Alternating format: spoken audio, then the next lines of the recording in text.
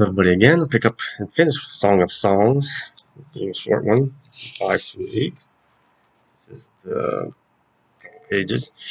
And then we'll be going, that takes us into Ecclesiastes, which is important. And this is Song of Songs, is just like vows being spoken, bride and bridegroom. And actually, kind of ones you can speak to metaphorically, between mentioned in scriptures, and Jesus mentioned about bridal feast and the bridegroom being God, and us being betrothed to Him, not in the physical world sense that we think of, in the spiritual sense. I've come into my garden, my sister, this is he speaking. I've come into my garden, my sister, my bride. I've gathered my myrrh with my spice. I've eaten my honeycomb and my honey. I've drunk my wine and my milk. Friends say, eat, friends, and drink your fill of love. She says, I slept, but my heart was awake. Listen, my beloved is knocking. Open to me, my sister, my darling, my dove, my flawless one. My head is drenched with dew, my hair with the dampness of the night. I have taken off my robe, must I put it on again? I have washed my feet, must I soil them again? My beloved thrust his hand through the latch opening. My heart began to pound for him.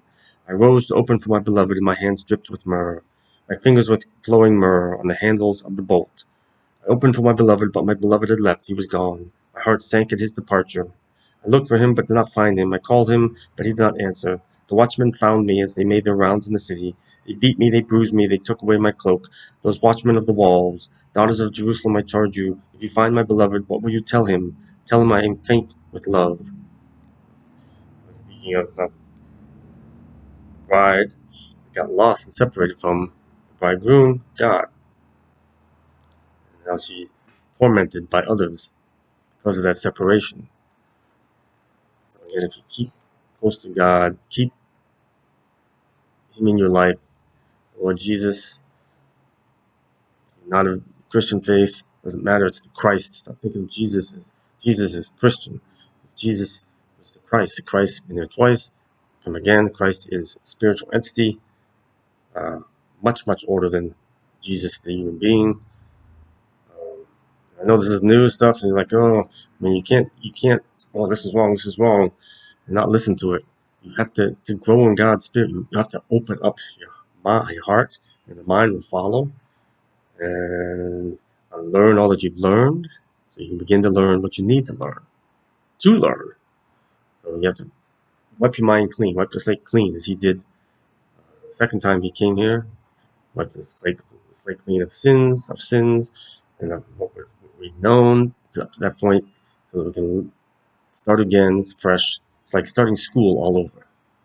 Learn the right way and grow the right way. And do the right things. You can't just magically change course. You have to open your mind and let Him remold you. He's the potter. You're the clay. He has to remold you. But if you don't allow that, it's not going to happen. You're going to struggle. Friends say, how is your beloved better than others, most beautiful of women? How is your beloved better than others that you so charge us? Friends was like, devil tormenting him. How is he better than us? He's a liar, a deceiver. Our spirits come to me and say that God was a liar. No, He's not. They've been lied to about God. This is others out there in the physical lie to the world about God. Oh, God. God's such a loving God. Why would He allow this to happen? Right there, it tells you that's the devil trying to trick you into turning away from God. That's a red flag. Run away from Him.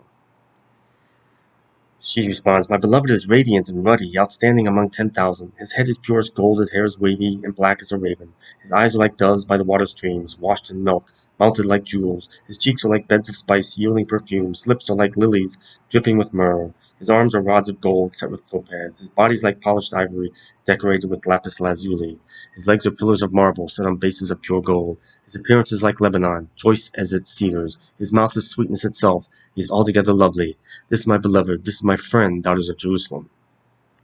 Beloved God, our friend, a confidant, a brother, a sister, a husband, a wife, everything. Friends say, Darkness says, "Where has your beloved gone, most beautiful woman? Which way did your beloved turn that we may look for him with you?"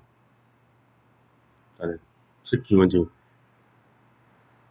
taking you into their confidence concerning God. Don't believe. Don't fall prey. If you have that relationship daily with God, you will see. You ask for that discernment of His wisdom, knowledge, His truth, His will, Him, and of darkness. You'll see. You'll be aware of the lies and deceit. Subtly, not so subtly, direct, indirect, internal, external. You'll be aware of them. Intuition kicks in, which is a gift. Trust that intuition. Those red flags.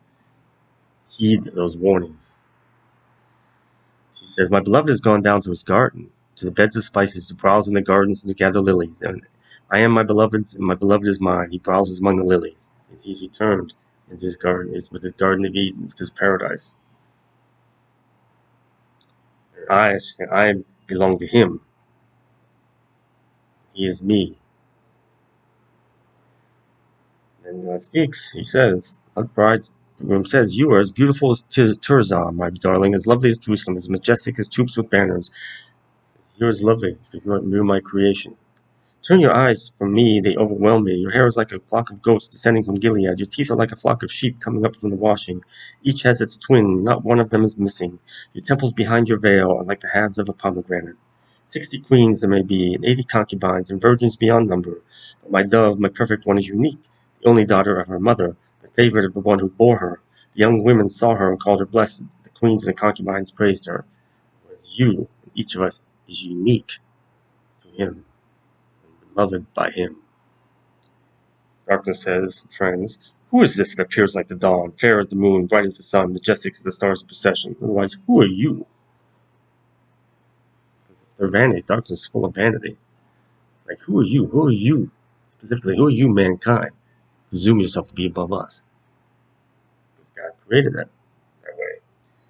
God says, the bridegroom says, "I went down to the grove of nut trees to look at the new growth in the valley, to see if the vines had budded or the pomegranates were in bloom." He went down, he walked amongst us. He checking, always watching. Before I realized it, my desire set me among the royal chariots of my people. He desires to be amongst his people, and he will be again in the rebirth of the Lord and return of the world and the return of Eden. Friends, i.e. darkness, says, come back, O Shulamite. Come back, that we may gaze on you." Just come back to us, and to let us take care of you. No, do not listen to him.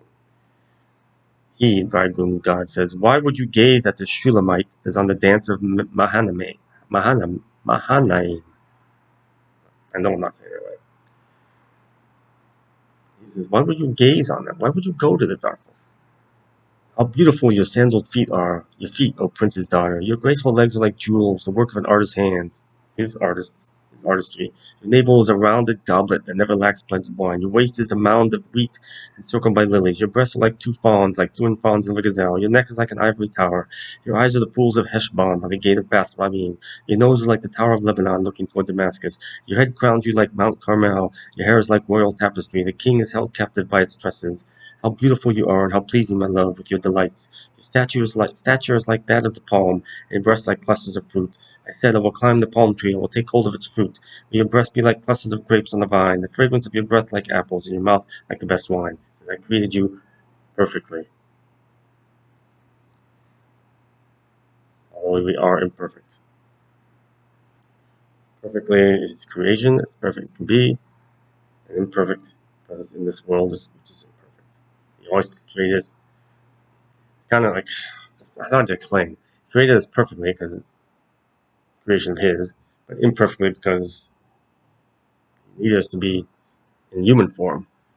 So he created us perfectly in spirit, but imperfectly in physical form. And it gets back to the message he said, being imperfect. Michael asked him that, why imperfect? It's to test our love of him. You know, he made us perfect, but in spirit, but imperfect in body, will we still love him? She says, "May the wine go straight to my beloved, flowing gently over lips and teeth. I belong to my beloved, his desire is for me. Come, my beloved, let us go to the countryside. Let us spend the night in the villages. Let us go early to the vineyards to see if the vines have budded, if the blossoms have opened, and if the pomegranates are in bloom. There I will give you my love. The mandrakes send out their fragrance, and at our doors every delicacy, both new and old, that I have stored up for you, my beloved. If only you were to be like a brother who was nursed at my mother's breasts, then, if I found you outside, I would kiss you, and no one would despise me. I would lead you and bring you to my mother's house, saying, oh, if only you would be like me, like us, physical. That's not how it works. He who has taught me, I will give you spiced wine to drink, the nectar of my pomegranates. His left arm is under my head, and his right arm embraces me. Daughters of Jerusalem, I charge you, do not arouse or awaken love until it so desires. So she's warning us, don't awaken love until it so desires, which means until it's placed there by God. Don't manufacture man-made love. We all do, we all have done, and we seek to do. Let God awaken it in you, and you will know it is who it's supposed to be. Friends say, or darkness says, who is this coming up from the wilderness, leaning on her beloved? It says, who is this? Who is this presumes to come? Who is it? They know full well who it is. She says, under the apple tree I roused you. Under the apple tree I roused you. She first ate that apple in the garden. Roused God. There your mother conceived you. There she was who was in labor gave you birth. Place me like a seal over your heart, like a seal on your arm, for love is as strong as death, its jealousy unyielding as the grave. It burns like blazing fire, like a mighty flame. Many waters cannot quench love, rivers cannot sweep it away.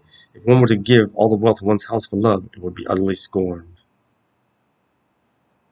So might not be referencing God there, from what else she says. Might be referencing serpent, darkness, or Adam. There your mother conceived you. She was who was in labor gave you birth. Place me like a seal over your heart, like a seal on your arm. For love is as strong as death, its jealousy unyielding as the grave. True love is not jealous. It burns like blazing fire, like a mighty flame. Many waters cannot quench love. Rivers cannot sweep it away. If one were to give all the wealth of one's house for love, it would be utterly scorned. Because people place more value in wealth than in love. Friends or darkness say, we have a little sister, and her breast is not yet grown. What shall we do for our sister on the day she is spoken for? If she is a wall, we will build towers of silver on her. If she is a door, we will enclose her with panels of cedar, otherwise decorated with all kinds of fancy things. Do her all up with physical appearances. You see that every day in people doing it to themselves, and others do it to them. They build them up, they idolize them. They're saying they're going to idolize them and build this up. No. Be humble and meek before God. She says, I am a wall, and my breasts are like towers. Thus I have become in his eyes like one bringing contentment. Solomon had a vineyard in Baal Hamon. He let out his vineyard its tenants. Each was to bring for its fruit 1,000 shekels of silver. But my own vineyard is mine to give. 1,000 shekels are for you, Solomon, and 200 are for those who tend its fruit. It was my own vineyard. My soul is mine to give. Yours is for you to give. Money, the wealth, all the other fruits of this world are for you. You do with it what you want. My vineyard, my soul, my body, my mind, my heart, my love is for God. Which implies you who dwell in the gardens with friends in attendance, let me hear your voice. Saying, let me hear your voice. Talk to me. Talk to me. She replies, come away, my beloved, and be like a gazelle or like a young stag on the spice-laden mountains. She's come to me. She's inviting God into her heart. That's what we should do. Right? Marrying ourselves, binding ourselves, bonding ourselves to God, not letting ourselves be led away by the things of this world, by those of this world. So that's the Song of Songs.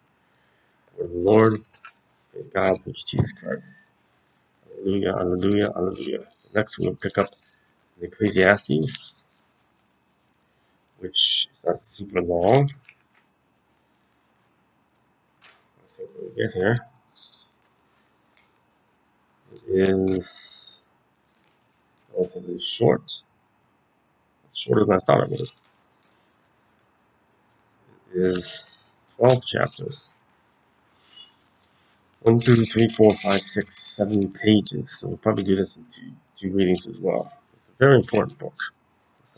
That early on says the answer lies in Ecclesiastes. So it's the different things lie in Ecclesiastes. So I'm looking forward to reading Ecclesiastes. Very important. And I hope you will hear how I translate it for you. So as always, stay safe, mask up, peace of Christ, God bless.